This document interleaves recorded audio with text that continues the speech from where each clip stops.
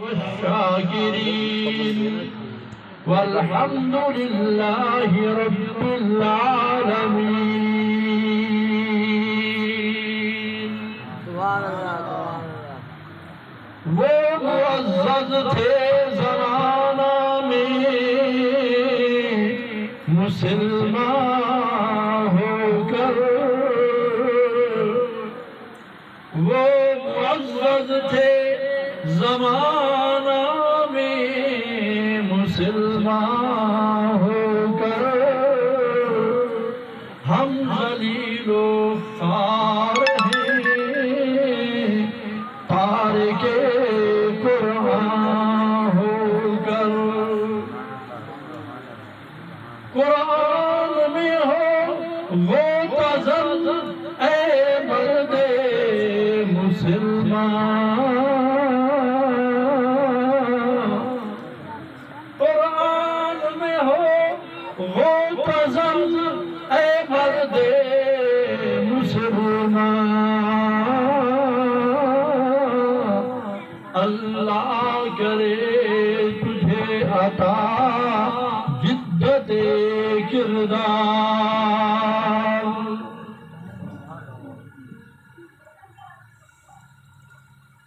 میرے انتہائی واجب احترام بزرگوں، عزیز نوجوان ساتھیوں، عزیز بچوں، اپنی برادری میں، اپنے گھر میں، اپنے بزرگوں کے سامنے کچھ بولنا بہت بڑا مشکل مسئلہ ہوتا ہے. بزرگوں کا حکم ہے، اس لیے چند منٹ گفتگو کروں گا. سب سے پہلے میں اپنے بزرگ، اپنے ماموں سید عبدالغفار شاہ صاحب کو اور اپنے بھائی محترم سید عبدالستار شاہ صاحب کو اور ان کی اولادوں کو مبارکباد پیش کرتا ہوں کہ انہوں نے اپنے بزرگوں کی روایت کو جاری رکھا ہوا ہے اور حفاظ کرام کو دور دراز سے دعوت دے کر یہاں پر قرآن کریم کا ختم کروا رہی ہیں. پورا مہینہ قرآن مجید کو سنا ہے اور وہ ہمارے جو حفاظ کرام ہیں، جو مہمان ہیں ہمارے، ان کو بھی میں ہدیہ تبریک پیش کرتا ہوں. دل کی عطا گہرائیوں سے ان کو ہدیہ تبریک پیش کرتا ہوں کہ انہوں نے اللہ کے کلام کو ہمارے آباء و اجداد کے مسئلے پہ کھڑا ہو کر سنایا. اللہ تبارک و تعالیٰ ان کی اس محنت کو، اس کاوش کو قبول فرمائے اور ان کے والدین کے لیے، ان کے بزرگوں کے لیے اور ہمارے والدین اور بزرگوں کے لیے ذریعہ نجات بنائے. چند باتیں عرض کرنا مقصود ہیں. اگر آپ کی توجہ رہی تو میں انشاءاللہ عزیز چند باتیں کہہ لوں گا. ایک چھوٹی سی بات میرے ذہن میں پہلے آئی، میں پہلے وہ کرنا چاہتا ہوں. میرے عزیز سید محمد عامر شاہ صاحب نے نعرہ لگوایا، نعرہ تکبیر. سب دوستوں نے جواب دیا اللہ اکبر. پھر انہوں نے نعرہ لگوایا نعرہ رسالت. چند لوگ کچھ کہہ رہے تھے، چند خاموش تھے اور ایسے ہی وہ نعرہ جو ہے وہ ضائع ہو گیا. میں ایک عقیدے کی بات کر رہا ہوں، آپ سب کو نصیحتاً یہ بات سمجھا رہا ہوں. آپ میرے بزرگ بھی یہاں تشریف فرما ہیں، میرے بچے بھی یہاں تشریف فرما ہیں، میرے عزیز بھائی بھی تشریف فرما ہیں، وسیب کے لوگ بھی یہاں پہ تشریف فرما ہیں. مسئلے کی بات ہے، ذرا اس کو ٹھنڈے دل سے سننا اور اس پر عمل کرنے کی کوشش کرنا. اللہ تبارک و تعالی ہمیں دارین میں کامیابی نصیب فرمائے گا. اللہ کے رسول صلی اللہ علیہ وسلم نے ہمیں ایک ہی نعرہ دیا ہے، وہ نعرہ تکبیر ہے. دوسرا کوئی نعرہ اسلام میں نہیں ہے. کھلی بات ہے، میں انشاءاللہ ذمہ داری سے بات کہہ رہا ہوں. دوسرا کوئی نعرہ اللہ کے رسول نے، صحابہ کرام نے کبھی نہیں لگایا تھا. جب بھی لگایا تھا نعرہ تکبیر لگایا تھا. لیکن بعد کی امت نے، مستشرقین نے، سلف صالحین نے بھی نعرہ تکبیر لگتا رہا۔ یہ اسی 15ویں صدی کا یہ معاملہ شروع ہوا۔ مستشرقین نے نعرہ رسالت بھی نکال لیا، نعرہ کچھ اور بھی نکال لیا، عجیب عجیب قسم کے نعرے سننے کو ملتے ہیں۔ چلے بہرحال میں لمبی بحث میں نہیں جاتا، نعرہ رسالت پر میں آپ کو ایک تھوڑا سا اصلاحی گفتگو کرتا ہوں۔ جس طرح نعرہ تکبیر کا ہم جواب دیتے ہیں اللہ اکبر، اس میں اعظم میں کی شکل میں جواب دیتے ہیں، اسی طرح نعرہ رسالت کا بھی جواب موجود ہے اگر آپ توجہ فرمائیں تو۔ جس طرح نعرہ تکبیر کے لیے ہم اللہ اکبر کا جواب دیتے ہیں، اسی طرح نعرہ رسالت کے لیے جواب ہے محمد الرسول اللہ۔ کیا جواب ہے؟ بولیے بولیے، کیا جواب ہے؟ بولیے بولیے، کیا جواب ہے؟ بعض لوگ نعرہ رسالت کے جواب میں یا رسول اللہ کہتے ہیں، یا رسول اللہ کوئی جواب نہیں بنتا۔ نعرہ تکبیر کا مطلب ہے کہ عظمت کس کی ہے، ہم کہتے ہیں اللہ اکبر، اللہ سب سے بڑا ہے۔ ٹھیک ہے، یہ سمجھنے کی بات، علمی بات ہے۔ نعرہ تکبیر کا مطلب کیا ہے کہ عظمت کس ہستی کی ہے، ہم اس کے جواب میں کہتے ہیں اللہ اکبر، اللہ سب سے بڑا۔ اب نعرہ رسالت جب لگتا ہے تو اس کا مطلب یہ ہے کہ رسالت کس کی ہے، رسول کون ہے، اس کے جواب میں ہم کہیں یا رسول اللہ، تو یہ جواب سوال گندم جواب چیڑا بنتا ہے، یہ سوال جواب درست نہیں بنتا۔ جب یہ نعرہ لگانے والا یہ کہتا ہے نعرہ رسالت، یعنی ہمارے ہاں رسالت کس کی ہے، تو ہم بابانگے دوہل کہیں محمد الرسول اللہ۔ کیا کہیں؟ زور سے بولیے، کیا کہیں؟ میں نعرہ لگواتا ہوں، آپ جواب دیں، نعرہ تکبیر، نعرہ تکبیر، نعرہ رسالت، نعرہ رسالت، یہ ہے نعرہ، اس کو نعرہ کہتے ہیں۔ میں ہاتھ جوڑ کر یہ عرض کروں گا کہ ہمارے علاقے میں یہ ایک وبا پھیلی ہوئی ہے، اللہ معاف فرمائے، ہم کسی کا مقابلہ نہیں کرتے، ہم کسی کو برا نہیں کہتے، لیکن اپنی اصلاح کرنا ہمارے ذمہ ہے۔ ہم اپنی اصلاح کریں اور صحیح عقیدے کے ساتھ زندگی بسر کریں۔ عقیدہ درست ہوگا، ایک کام کی بات آپ کو بتا رہا ہوں، عقیدہ درست ہوگا تو آپ کا چھوٹا سا عمل بھی اللہ کے ہاں مقبول ہوگا۔ اگر عقیدہ درست نہیں ہے تو آپ بڑے سے بڑا عمل کر لیں، اونٹ پہاڑ جتنا سونا اللہ کی راہ میں خیرات کر دیں، چکے کا ثواب نہیں ہے۔ عقیدہ درست ہوگا، آپ ایک رائی کے برابر بھی اللہ کے ہاں اللہ کے نام پر خیرات کریں گے، اونٹ پہاڑ سے بڑھ کر ثواب ملے گا۔ عقیدہ غلط ہوگا، عقیدے میں شک ہوگا، عقیدے میں کمزوری ہوگی، اونٹ پہاڑ جتنا بھی خیرات کریں گے ذرہ برابر بھی اس کا ثواب نہیں ملے۔ یہ میں اپنی طرف سے نہیں کہہ رہا، میں اللہ کے رسول کی حدیث کو کوٹ کر رہا ہوں، اللہ کے پیارے پیغمبر کے فرمان کو بتا رہا ہوں۔ اپنا عقیدہ درست رکھو۔ الف لام میم ذالک الکتاب لا ریب فیہ۔ میرے پاس اتنا لمبا ٹائم نہیں ہے، میں نے 2 آیتیں تلاوت کی ہیں، ابھی 2 آیتوں کے چند منٹ آپ کے لوں گا۔ اللہ تبارک و تعالی نے قرآن مجید نازل فرمایا، اور قرآن مجید چوتھی کتاب ہے۔ کون سی کتاب ہے؟ بولیے بولیے، کون سی کتاب ہے؟ ذرا توجہ سے میرے ساتھ بولے گی تو میں جلدی انشاءاللہ آپ کی جان چھوڑوں گا۔ چوتھی کتاب ہے۔ 3 کتابیں پہلے بھی نازل ہوئی، لیکن کسی کتاب کے بارے میں اللہ تبارک و تعالیٰ نے یہ جملہ نہیں فرمایا۔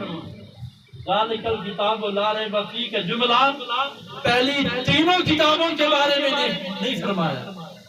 اللہ کے احکام برحق، اللہ نے جو کتابیں پہلے نازل فرمائی، انجیل آئی، توریت آئی، زبور آئی، وہ 3 کتابیں برحق ہیں، ان میں جو احکام نازل ہوئے وہ سچ تھے، اور دنیا کے لیے وہ ہدایت کا ذریعہ بنے، لیکن اللہ تبارک و تعالیٰ کی طرف سے نطق فطرت کی طرف سے ان کتابوں کے بارے میں ذالک الکتاب لا ریب فیہ کا جملہ نہیں آیا۔ یہ تمہیں امتیاز صرف اور صرف قرآن کو حاصل ہے، یہ شان، یہ مقام، یہ درجہ، یہ رتبہ صرف اور صرف قرآن کو ملا ہے، کہ جس کے بارے میں اللہ تبارک و تعالیٰ نے پہلی ہی صورت میں سورہ بقرہ کے آغاز میں اللہ تبارک و تعالیٰ نے یہ چھوٹا سا جملہ فرمایا، الف لام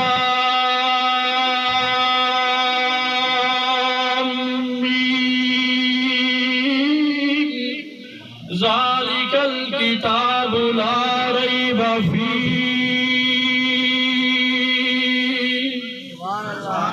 الف سے مراد اللہ کی ذات ہے کہ اللہ تبارک و تعالیٰ نے قرآن مجید نازل فرمایا، تنزیل من رب العالمین۔ اللہ تبارک و تعالیٰ نے جبریل امین کے ذریعے یہ قرآن نازل فرمایا نازل بہ الروح الامین۔ اللہ تبارک و تعالیٰ نے پیارے پیغمبر حضرت محمد صلی اللہ علیہ وسلم کے قلب اطہر پر قرآن کو نازل فرمایا نزل علی محمد۔ الف سے مراد اللہ کی ذات ہے، لام سے مراد جبریل امین ہے، میم سے مراد پیارے آقا صلی اللہ علیہ وسلم کی ذات گرامی ہے۔ یہ میں نے ایک تفسیر، ایک نقطہ کھولا ہے، اس الف لام میم کے بے شمار مطلب ہیں، یہ حروف مقطعات ہیں، ان کے اصل معنی اللہ کی ذات جانتی ہے یا اس کا پیارا پیغمبر جانتا ہے۔ مفسرین کی اپنی اپنی رائے ہے، ہر بندہ اپنے ذوق کے مطابق بات کرتا ہے۔ الف سے مراد اللہ کو لیتے ہیں، لام سے مراد جبریل کو لیتے ہیں، میم سے مراد محمد پاک کو لیتے ہیں۔ اللہ تبارک و تعالیٰ نے سورہ بقرہ کے آغاز میں اپنا تذکرہ کر کے، جبریل کا تذکرہ کر کے، پیارے آقا کا نام لے کر امت محمد کو، بلکہ میں یوں کہوں پوری نسل انسانی کے سامنے یہ دعویٰ دہل کر دیا، ذالک الکتاب لا ریب فیہ۔ اے عرب کا مسلمان، تیرے ہاتھ میں جو کتاب ہے یہ کتاب بے عیب ہے۔ اے فلسطین کا مسلمان، تیرے ہاتھ میں جو کتاب ہے یہ کتاب بے عیب ہے۔ اے امریکہ کے رہنے والے انسان، تیرے پاس جو کتاب آئی ہے یہ کتاب بے عیب ہے۔ اے اسلامیان، عالم اسلام کے فرزندوں، سن لو، میں نے جو کتاب تمہیں دی ہے اس کتاب میں ذرہ برابر کوئی بھی شک نہیں ہے۔ جو بھی شک کرے گا ایک حرف کا، ایک نقطے کا، ایک حرکت کا، دائرہ اسلام سے خارج ہے، دائرہ اسلام سے خارج ہے، ایمان سے فارغ ہے۔ اتنی بڑی بات کہہ دی اللہ نے قرآن پاک کے آغاز میں۔ یہ عقیدے کی بات ہے۔ کیوں اللہ نے فرمایا؟ اس لیے فرمایا کہ جب انسان، مسلمان، اہل ایمان قرآن کھولے، قرآن کا آغاز کرے تو پہلے اپنے عقیدے کو پکا کر لے، پہلے اپنے عقیدے کو پکا کر لے کہ جو کتاب میں تلاوت کرنے جا رہا ہوں یہ کتاب بے عیب ہے، لا ریب ہے، اس میں ذرہ برابر بھی شک نہیں ہے۔